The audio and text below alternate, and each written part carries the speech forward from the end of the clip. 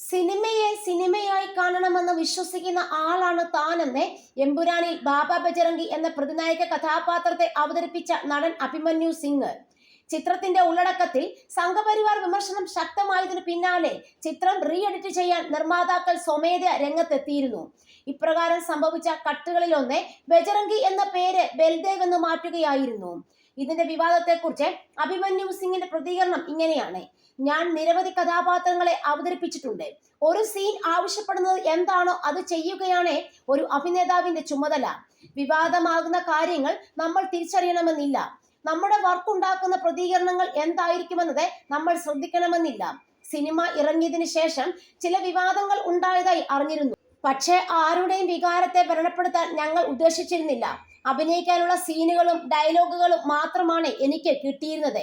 എന്താണ് സീൻ എന്നതും ഞാൻ എന്താണ് ചെയ്യേണ്ടത് എന്നതും മാത്രമായിരുന്നു എന്റെ ശ്രദ്ധയെന്നും അഭിമന്യു സിംഗ് പറയുന്നു. ചിത്രത്തിന്റെ ക്ലൈമാക്സിൽ അവതരിപ്പിച്ച കഥാപാത്രം ഉപയോഗിക്കുന്ന കടുത്ത ഭാഷാ പ്രയോഗങ്ങളെ കുറിച്ചുള്ള ചോദ്യത്തിന് അഭിമന്യു സിംഗ് ഇങ്ങനെയാണ് പറയുന്നത്: അത് സംവിധായകന്റെ വിഷനാണ്.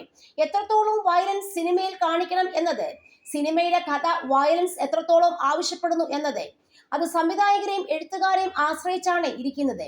സീനുകൾ എത്തരത്തിൽ ഉണ്ടാക്കിയെടുക്കണമെന്നാണ് അവരാണ് തീരുമാനിക്കുന്നത്. അത് ചെയ്തു കൊടുക്കൽ മാത്രമാണ് അഭിനേതാക്കൾ ചെയ്യുന്നതെന്നും അഭിമന്യു സിംഗ് പറയുന്നു. നെഗറ്റീവ് റോളുകളിലൂടെ മുൻപും തിളങ്ങിയിട്ടുള്ള ആളാണ് അഭിമന്യു സിംഗ്. അതേക്കുറിച്ച് അദ്ദേഹം ഇങ്ങനെയാണ് പറയുന്നത്: കഥാപാത്രങ്ങൾ അഭിനേതാക്കളെ തിരഞ്ഞെടുക്കുകയാണ് ചെയ്യുന്നത്.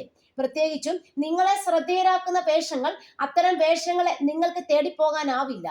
വരുന്ന വേഷങ്ങളിൽ ഏറ്റവും മികച്ചത് തിരഞ്ഞെടുക്കുകയും ചെയ്യുകയും മാത്രമാണ് വേണ്ടത്.